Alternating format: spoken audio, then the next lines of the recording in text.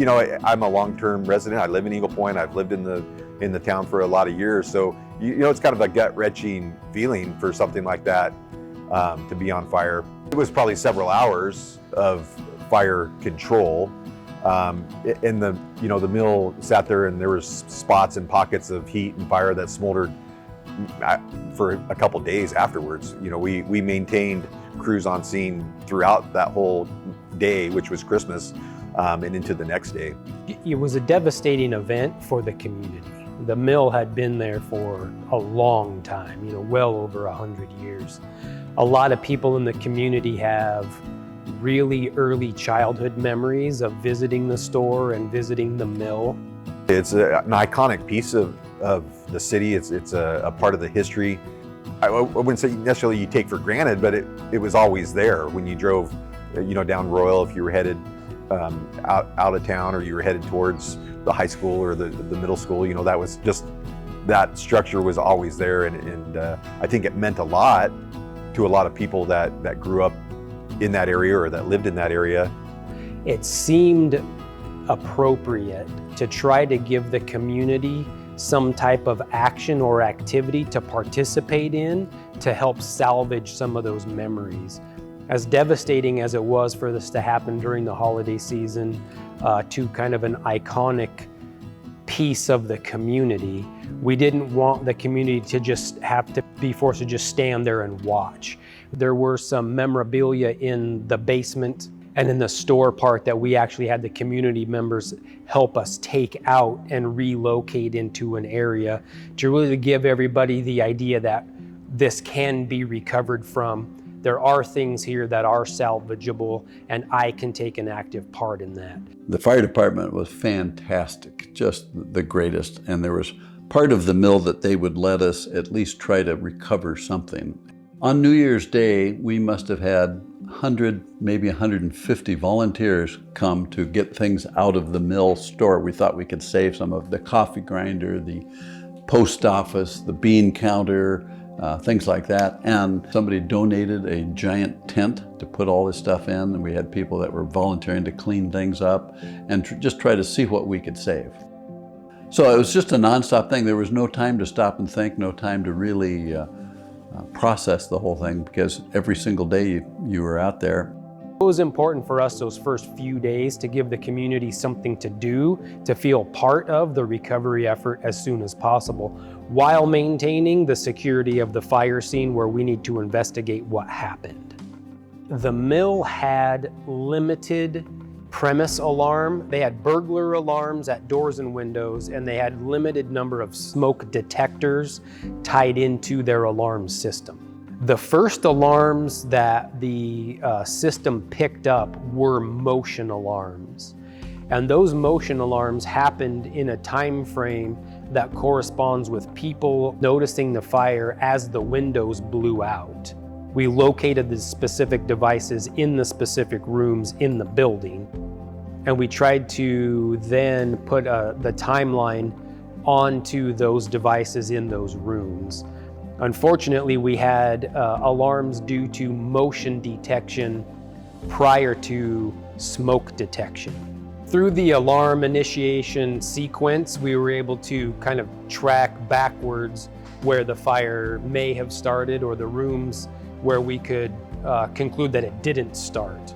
One of the first alarms that came in was a motion detector by the main front door when the ceiling above the main grinding room fell into the building. And so that told us that there was a problem between the ceiling in the grinding room and the floor of the second story where some of the grain was stored, in an area that didn't have motion detection and didn't have smoke detection. A fire was able to burn long enough for that floor to actually collapse before any alarm device knew what was going on, or any bystander could tell anything out of the ordinary was happening. We thought about a lot of different things. All the while, we're trying to clean this mess up, and there was virtually no insurance on the mill. That was the other bad thing. It had a profound effect, for sure. But, you know, I've always come from I attribute it to my mother and father that, you know, you don't cry over spilt milk. Those are the cards you're dealt. You got to deal with it. And yeah, I'm sure I kept a lot of things inside me that were crazy, but I kept myself busy enough I didn't have time to think. The burr stones were among the few parts of the structure that survived. Could the rest of it be rebuilt? And could it be just like it was? The answer among many community members quickly seemed to grow into a resounding yes. It all started right off the bat. I mean, the fire was probably still smoking when people started donating. You know, the Home Depots and the Lowe's and the hardware store and all that, they would deliver a pallet of paper towels or a pallet of buckets and cleaning stuff because they knew we were trying to get stuff out of there to clean it up. During all that time, you know, people come by, is there anything I can do? Is there anything I can do? We weren't sure what we were up against, how much money we were going to need and all of that. The Butte Creek Mill was privately owned throughout its entire history, from 1872 all the way through 2015. One family or another owned this mill and operated the mill. In January of 2017, a foundation, the Butte Creek Mill Foundation, was formed. And it's a 501c3 charitable foundation, and it was formed for the purpose of collecting or seeking grants and donations in order to rebuild the mill and to put it back to its original status. I own the land and I own the water right, and I wanted it to be as successful as possible, so determined that I would sell the land for about half of what the appraised value was, but you didn't have to pay it off for 10 years or make any payments. So the foundation owned the mill at that point. Now there's a small mortgage on it, it's under $100,000, and they don't have to pay it off for another 4 or 5 years. And so that gets them on their feet. This is a community that my wife and I are now, we live in. We're retired here. We plan on staying here as long as we can. And this is such an important part of the community.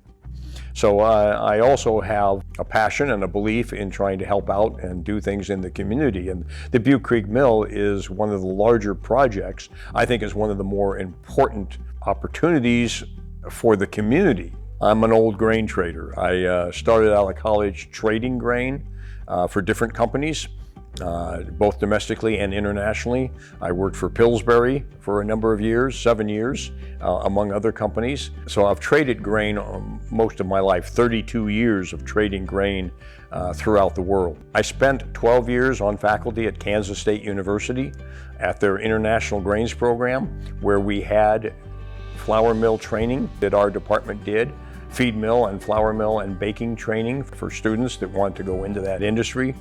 So I had that background and that familiarity with the milling business and with the grain trade. And it's kind of what led me to get involved in the mill once I moved from Kansas to Eagle Point. Among the board and here in the community, we talk about, well, why do people who don't live in Eagle Point, why would they come to Eagle Point? Why would they come to visit? And the Butte Creek Mill was a big reason why people would come off Highway 62 and come downtown. And I think it's something that ought to be available to be shared with people from across the United States and from around the globe that come here as tourists. By 2022, fundraising efforts passed $2 million, taking the board nearly 2/3 of the way to its goal. Unsurprisingly, faithfully recreating a historic mill that had burned down comes with its share of real-time challenges. As time went on, we added people that we felt could help us with fundraising and had contacts and things like that. And as with any small organization, there's going to be times where you don't agree on everything. And I had a harder time, I think, than most people, probably because I used to own it, that I don't own it anymore. And those decisions aren't my decisions, they're a group decision. So there were things that we disagreed on, but we always kept our eye on the prize, which is getting it rebuilt. It took a few years, you know, and there was a lot of discussion, a lot of planning, a lot of securing of grants and funds to try to make that happen. And it's super neat to drive by there and see it back. You know, there was a portion of the building that is original. That is still the original, the wood from the original structure that we were able to save. And when you look at the different colors, you know, the wood siding that they put on it hasn't colored. yet from being exposed, but the side that we saved, and you know, there's still some char marks in there, and so it takes you back, but it's super rewarding to see that that structure is back and that it's back in place, and it resembles the original structure. While the mill rebuild has always been intended to honor a building, one of the planned features will honor a person. Everybody loved Debbie. I mean, she was always the smiling face that you saw when you walked in. After Debbie passed away, people sent donations in. Somebody had gotten on Facebook or something that we should have a bench, and we'll put Debbie's name on it and put it in City Park or something like that. The bench cost about $2,500. Well, we got $14,000. Well, we can sure buy more than one bench, and what could we do? And this was pre-501c3 nonprofit time, where all of this kind of came together. And I was trying to talk to the city about what park could we put Debbie's garden in. Instead of just Debbie's bench, we could do a little garden.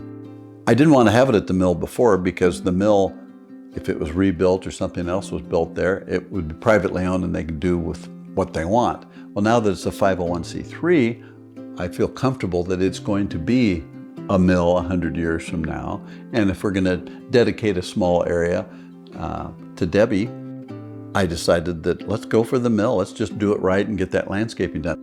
I'm just thrilled about that, really. And so are my kids. You know, they're just, they want to honor their mother. And she was such an integral part of the mill that it's just needs to be done.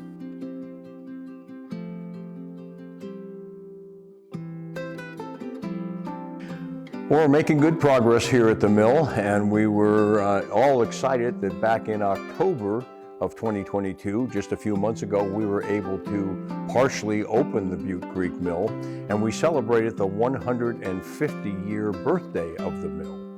So with that, we opened the country store and a couple of the rooms here of the mill to the public to come in and see the progress we've made.